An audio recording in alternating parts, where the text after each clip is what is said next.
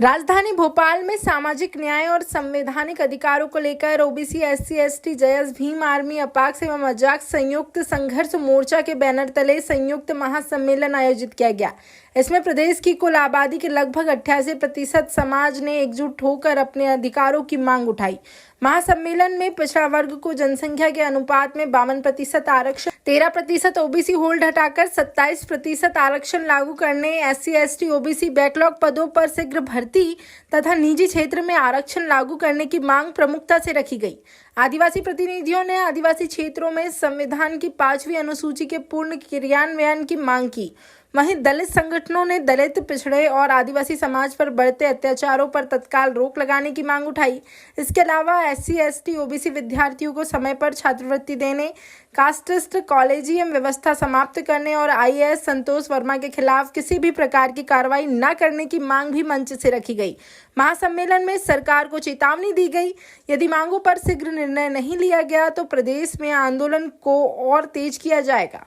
नमस्कार, मैं मोहम्मद इमरान इस समय भोपाल में हूं और आप देख सकते हैं हजारों की संख्या में ओबीसी एससी एसटी सहित अन्य तमाम जो संगठन है, जैसे भीम आर्मी है, अजाक्स, तमाम सैकड़ों संगठनों यहाँ पर आए हुए हैं और बहुत सारे जो 13% होल्ड है, आए संतोष वर्मा, बहुत सारे मुद्दों को लेकर यहाँ पर ये लोग अपना प्रदर्शन कर रहे हैं। तो हमारे साथ सुनील हस्ते जी हैं, भीम आर्मी से संबंध रखते हैं, उनसे बातचीत करते हैं क्या इन लोगों की बातें हैं, क्या इन लोगों के मुद्दे, क्यों ये मंच लगाया गया, उनसे ही बात करते हैं।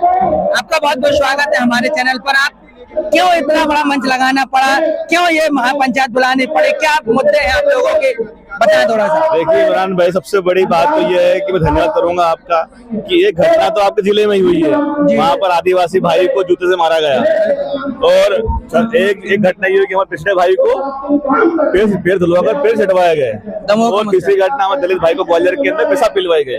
तो ये बड़ी घटना है और उससे भी बड़ी घटना ये है कि हमारे ओबीसी के बच्चों का जो आरक्षण है सरकार छीन रही है, 13% हटा नहीं रही है, हमारी 5% आ रही है, जिसकी जितनी संख्या भारी उसकी उतने से आ रही।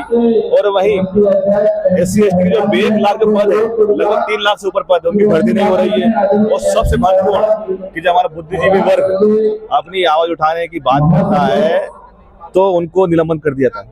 आए संतोष वर्मा जी को जिस प्रकार शब्द देंगे, उन्हें क्या कही, उन्हें बात ये कही थी कि रोटी बेटे का व्यवहार होना चाहिए। ये हमारे लोधी जी हैं। आप देखिए कि अगर हम एक दूसरे के जो रोटी बेटे के व्यवहार करेंगे तो फिर हमारे बीच में हमारा एक समझ बनेगा। तो आज भोपाल के अंदर एससी एसटी ओबीसी अल्पसंख्यक समुदाय अपने हक अधिकारों की आवाज को लेकर दशहरा मैदान में इकट्ठे हुए हैं और यहाँ से सरकार को समझना चाहिए कि ये आगाज है।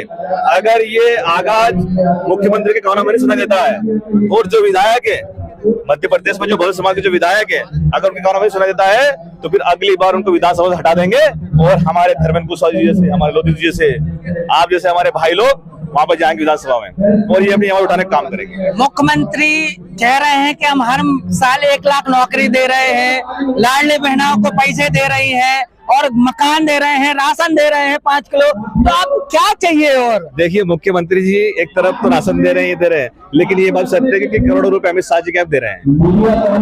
ये बात समझना चाहिए हमें। तो ये सरकार इस प्रकार चलने वाली नहीं है। लाडली बहनों को देखेंगे, बहुत सारी बहनों के नाम करती है, बढ़ती जा रही है। 1500 होगा, कुछ दिनों में 3000 रुपए मिलने वाले हैं। ये समझना चाहिए पूरे प्रदेश की जनता को कि आपको ये 1500 रुपए में आपके वोट खरीदने का काम कर रही है और आपके बच्चों को नौकरी देने का काम कर रही है, आपके बच्चों का हक अधिकार को छीनने का काम कर रहे हैं। ये समझना पड़ेगा। हमारी भीम आर्मी, ओबीसी महासभा, जयस और अजाक्स भी यहाँ साथ आ गया है। तो अब तो हमारे साथ में लट वाले भी हैं और कलम वाले भी हैं, और लट वाले कलम वाले अगर मिल गए तो आप देखना परिवर्तन होकर रहेगा। तो जो संतोष वर्मा ने विवादित बयान दिया था कि अपनी बेटी का संबंध हमारे लड़के के साथ कर दीजिएगा, अन्य शब्द और कहे तो क्या आप उनका समर्थन करते हैं? देखिए कि जैसे कि अगर मुझे आपकी, जैसे कि हमें अगर एक दूसरे से रिश्ता करना है तो हम संबंध तो बोलेंगे। अब आप जाएंगे उधर आदिवासी कल्चर में तो उधर की भाषा ऐसी ही है, लेकिन कुछ लोग बोल रहे हैं कि आईएएस हो किसी बात बोली, उन्होंने ये तो बात कही कि रोटी बेटी के होना चाहिए। जब तक रोटी बेटे का व्यवहार नहीं होगा तब तक हमारे इसमें नहीं होगा।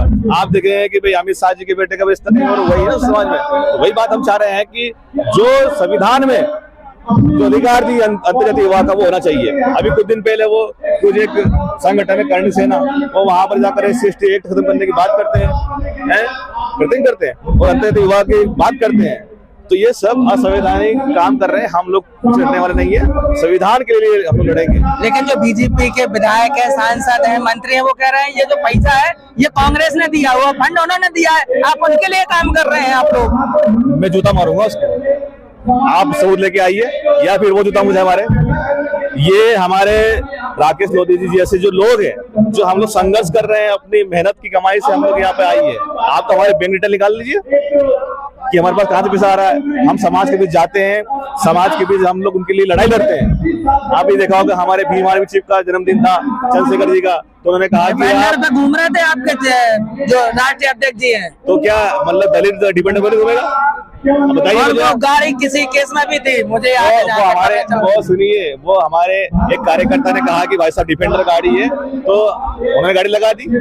और कोई ऐसी थोड़ी, अगर वो गाड़ी अगर ऐसी होती तो फिर उसको अंदर डाल दी जेल के अंदर। इतना पैसा आ कहाँ से रहा है आप लोगों के पास? गाड़ियां खरीद रहे हैं, मंच लगा रहे हैं, बहुत सारी चीजें आखिर इतना पैसा आ कहाँ से रहा है? कोई ना कोई फंडिंग कर रहा है। देश के अंदर 90% आबादी है SC/ST OBC।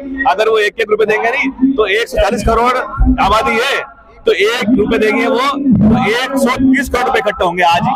और यहाँ पर लाखों लोग आए हैं, अगर लाखों लोग 10 रुपए दे देंगे कितने इकट्ठे होंगे? तो ये सिर्फ एक प्रोपेगेंडा है। हम बहुजन समाज लड़ता है, संघर्ष करता है जमीन पे, हम लोग पीछे हटने वाले नहीं बिल्कुल। तो ये सुनील अवस्थी जी इन्होंने कहा कि हम बिल्कुल भी पीछे हटने वाले नहीं हैं जब तक हमारे पिछड़ों के, दलित के, SC/ST के, अल्पसंख्यक के जब तक हक का अधिकार नहीं मिल जाते हैं। मैं मोहम्मद इमरान, यूलाब इंडिया से कैमरामैन हमारे साथ उमा शंकर लदौरिया जी।